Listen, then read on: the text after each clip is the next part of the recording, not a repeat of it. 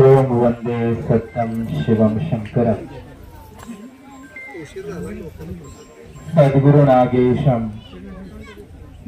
वीरपिटेश गुरुनागेश मानूरमठवाशम त्रैलोक्य संपदालेख्य समोल्लेखनाभित्तये सच्चिदानंद रूपाय शिवाय ब्रह्मणे नमः शिवाय ब्रह्मणे नमः शिवाय ब्रह्मणे नमः।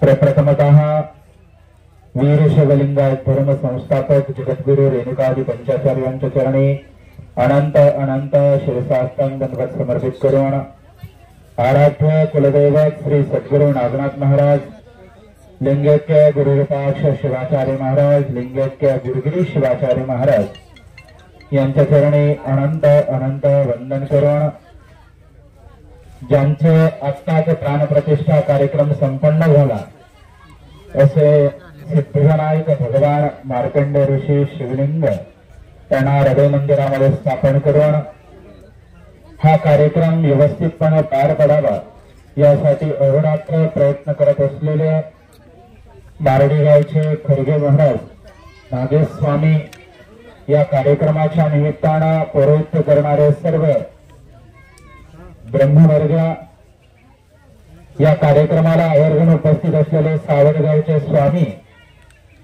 या कार्यक्रमासाठी आलेले सर्व सद्भक्त शिष्य माताभ आबालवृद्ध, कारण नाव घ्यायचं म्हटलं की प्रत्येकाचा चेहरा बारका व्हायचं काम आहे। कारण कार्यक्रमाचा टायमिंग 12 वाजता झाल्यानंतर 12:15 काहीतरी प्रसादाचा होता, परंतु प्रसाद प्रत्येक कार्यक्रमामध्ये घेतो। आज आपण ज्यांच्या मूर्ती प्राणप्रतिष्ठा केलेली आहे हे मार्कंडेय ऋषी आहेत। सप्त ऋषींच्या मधील एक ऋषी जर असतील तर ते हे आहे। आणि आपल्या नागनाथ भगवान यांच्या वैराग्य पीठाच्या गणाच्या वेळी सुद्धा यांचं महात्म्य आपल्या नागनाथ मंदिरामध्ये आहे। आपण ऋषी संत महंत यांना गुरूंचं स्थान दिलेलं आहे आणि गुरु कोण आहे याची जर माहिती आपण शास्त्रामध्ये घेण्याचा प्रयत्न केला तर गुरु हा ब्रह्म आहे, गुरु हा विष्णू आहे, गुरु हा भगवान श्री परमात्मा आहे, साक्षात गुरु हा परब्रह्म आहे। जर आपल्याला त्रिदेवतांचं दर्शन घ्यायचं असेल तर आपल्याला गुरूंना आधी शरण गेलं पाहिजे, तरच आपल्याला त्रिदेवता भेटतात। आपण हिंदी संस्कृतीमध्ये जीवन जगत आहोत, आपल्याला गुरुचा महिमा माहित असला पाहिजे। आपणा सर्वांना भगवान श्रीकृष्ण माहित आहे। भगवान श्रीकृष्ण म्हणजे साक्षात देव होते, देवाचे अवतार होते, परंतु त्यांना सुद्धा या मानव लोकांमध्ये आल्यानंतर त्यांना सुद्धा गुरु करावा लागला होता।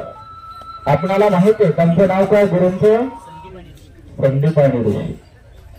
त्यांच्या बाबतीमध्ये एक उदाहरण शास्त्रामध्ये येतं, ज्यावेळी गुरु महाराज तीर्थ आणि प्रसाद दिला जातो त्यावेळी श्रीकृष्ण भगवानाने तो प्रसाद प्राशन केल्यानंतर तो प्रसाद आपल्या सर्वांगाला लावला होता का नाही?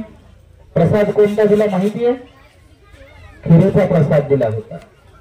राहिलेला काय करावा म्हणून त्यांनी सर्वांगाला लावला, पण लावत असताना तळपायाला लावला नाही। का तर गुरुचा प्रसाद जर आपण पायदळी किंवा पायाच्या जाग्यावर लावला तर त्याचा अवमान घडेल, आणि पायाला लावला नाही आणि त्याच ठिकाणी पायाला बाण लागून श्रीकृष्णाच्या त्या रूपाचा अंत झाला। सांगण्याचं तात्पर्य एक आहे, आपण मंदिरामध्ये जातो, दर्शन करतो, तिथे प्रसाद घेतो, पण प्रसाद घेतल्यानंतर अनेक व्यक्ती राहिलेला प्रसाद कपड्याला किंवा डोक्याला म्हणजे केसाला पुसतात बघा। अनेक मंदिराच्या ठिकाणी तीर्थ दिलं पिल्याबरोबर आपण तसंच हात डोक्याला पुसतो, तसं करणं चुकीचं आहे हे शास्त्र सांगतं। आपल्या त्वचेला आपल्या अंगालाच पुसला पाहिजे। आपण केस वाढले कट करून टाकतो, कपडे खराब झाले काढून टाकतो, नवीन घालतो, परंतु एकमेव अशी त्वचा आहे की आपण जोपर्यंत जिवंत आहोत तोपर्यंत आपल्या सोबत आहे. मग आपल्याला गुरु महाराजांनी दिलेल्या प्रसादाचा अवमान घडू नये यासाठी आपण प्रत्येक व्यक्तीनं प्रयत्न केला पाहिजे. म्हणजे गुरु महाराजांनी दिलात असं नाही, या ठिकाणी कार्यक्रमाला आलाय, कार्यक्रमाचा महाप्रसाद ग्रहण करतोय, त्यावेळी त्या प्रसादाचा प्रत्येक कणाचा आपण आदर केला पाहिजे. अनेक विद्यार्थी करतात, मुलं करतात किंवा वाढणारे व्यक्ती करतात की वाढताना जास्तीचं वाढतात, परंतु विचार करा जेवढं आपण ताटामध्ये शिल्लक ठेवतोय तितकं जगातल्या एखाद्या कोपऱ्यामध्ये एखाद्या व्यक्तीला तेवढं सुद्धा मिळत नाहीये. आपण अन्नाचा अनादर करू नये तर आदर केला पाहिजे, कारण अन्न हे परब्रह्म आहे. साक्षात अन्नपूर्णेचा वास त्या अन्नामध्ये असतो, म्हणून देवाला नैवेद्य दाखवून तो महाप्रसाद म्हणून आपल्याला दिला जातो. आपण हिंदू संस्कृतीमध्ये आहोत, आपल्याला सांगितलं जातं की भगवान परमात्म्याला शरण जाऊन देवाला नमस्कार करून नैवेद्य दाखवूनच आपण प्रसाद ग्रहण केला पाहिजे.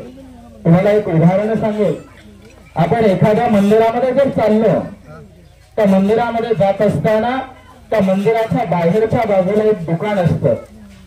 त्या दुकानामध्ये वस्तू घेताना आपण त्या दुकानदाराला काय म्हणतो, आम्हाला नारळ द्या, आम्हाला खडी साखर द्या, आम्हाला पानफुल द्या, उदबत्ती द्या, असं म्हणून त्याच्याकडनं ते पदार्थ ते वस्तू विकत घेतो.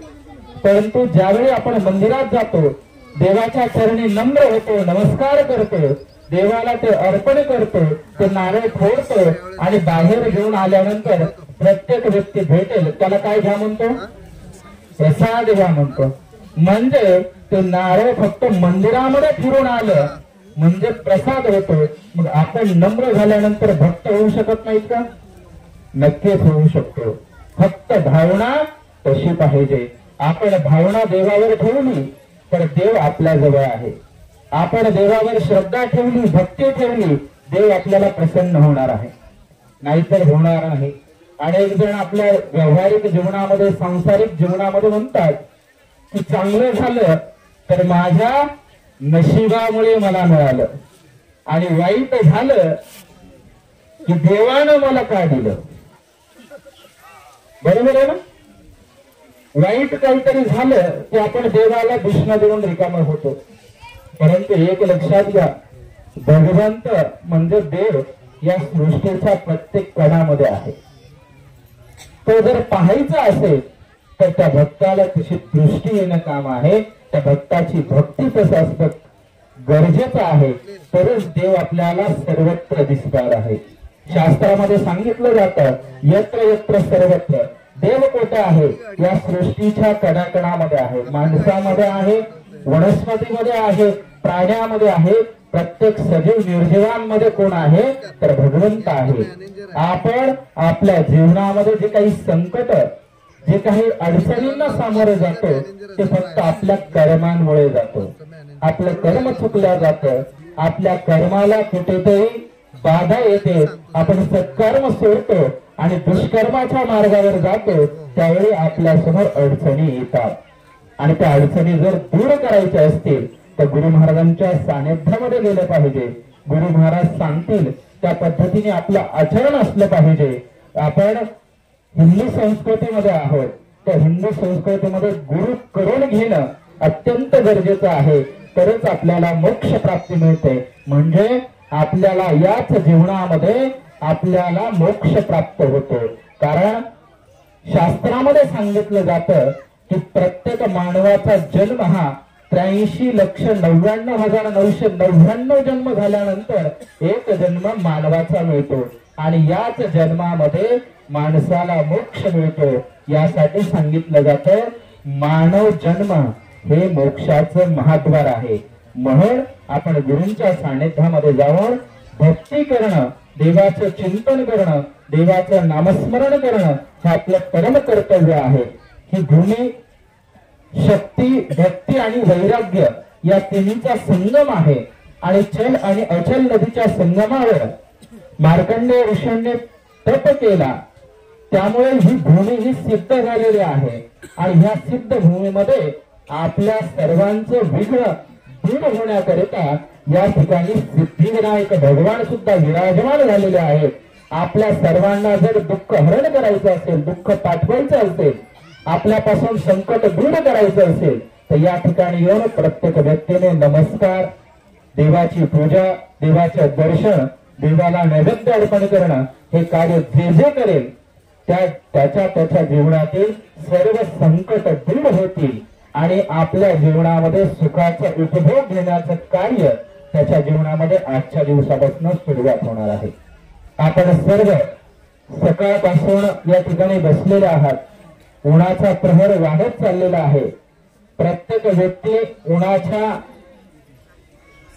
मध्ये बसलेला आहे. उन्हापासून वाचण्यासाठी प्रत्येक जण काही ना काही धडपड करत आहे. ज्या पद्धतीनं आपण उन्हाच्या प्रखरतेपासून लपण्यासाठी सावलीला बसतो, तसं दुःखामधून सुद्धा सावरण्यासाठी गुरूंच्या सानिध्यात जा. जेणेकरून गुरूंच्या सानिध्यामध्ये गेल्यानंतर आपण संसारामध्ये म्हणतो बघा, सुख हे जगा एवढं, दुःख पर्वता एवढं. परंतु जर आपण गुरूंच्या सानिध्यामध्ये गेलो, दुःख जगा एवढे आणि सुख पर्वता एवढे आहे. त्यामुळे आपण सर्व भक्तजन, ग्रामस्थ मंडळी त्या पद्धतीनं आचरण कराल. देवाची भक्ती, देवाची श्रद्धा या सर्व गोष्टी आपल्याकडून घडत राहो ही मंगलमय कामना करून आपणा सर्वांना या कार्यक्रमाच्या निमित्तानं दान करणारे सर्व दातृत्व व्यक्ती, कार्यक्रमासाठी आलेले यजमान, यासाठी जे कोणी भक्तांनी या ठिकाणी अन्नदान, वस्त्रदान, दक्षिणादान, कर्मदान किंवा केल प्रकारे जी काही सेवा केली असेल त्या सर्वांना दयागड पार्वती परमेश्वर सद्गुरू नागनाथ महाराज उत्तम आयु आरोग्य देव असं अभिष्ट चिंतन करतो. आणि या सर्व व्यक्तींकडनं अशीच समाजाची, देशाची, गोमातेची सगळ्यांची सेवा घडत राहो. आणि आपण सुद्धा सर्व भक्तगण यांचा आदर करून आपण सुद्धा अशा कार्यक्रमामध्ये सहभागी होत चला. आणि आपल्या परीनं जी काही सेवा आपल्या वाट्याला येईल, पूर्ण फुलाची पाकळी आपण भगवंताच्या चरणी समर्पित करत राहायचंय, तशी सद्बुद्धी आपण सर्वांना प्राप्त हो असं अभिष्ट चिंतन करतो. आणि या कार्यक्रमासाठी खरंच अहोरात्र कष्ट करणारे त्यांना सुद्धा दयागड पार्वती परमेश्वर सद्गुरू नागनाथ महाराज यांना असंच कार्य करण्याचं शक्ती देव असं अभिष्ट चिंतन करतो. आणि वाक्पुष्प सेवा सद्गुरूंच्या चरणी समर्पित करतो. ओम शांती शांती शांती. जय मंगलम. जय नमः पार्वतीपते शिव हर हर. वीरशैव संप्रदायामध्ये सांगितलं जातं, ज्यावेळी भगवंताचं नाव घ्यायचं असतं, जयघोष, त्यावेळी मोठ्याने घ्यायचं असतं. आपल्याकडे एक म्हण आहे बघा, झोपलेल्या माणसाला उठवता येते पण झोपेचं सोंग गेलेल्याला उठवता येते का? येते का? नाही. आपण झोपलेलो आहोत का जागा आहोत? जागा आहोत ना. जे देवाचे नाव मोठ्याने घेत, हात वर करतो जयघोष करताना, त्याला जो सुख देत असतो, नाहीतर देत नाही. बरं का? आपल्याला सुख पाहिजे असेल तर प्रत्येक व्यक्ती मोठ्यानं देवाचं नाव घेईल. जय मंगलम. जय नमः पार्वतीपते शिव हर हर. सद्गुरू नागनाथ महाराज की जय. सिद्धिविनायक भगवान की जय. महाराज की जय.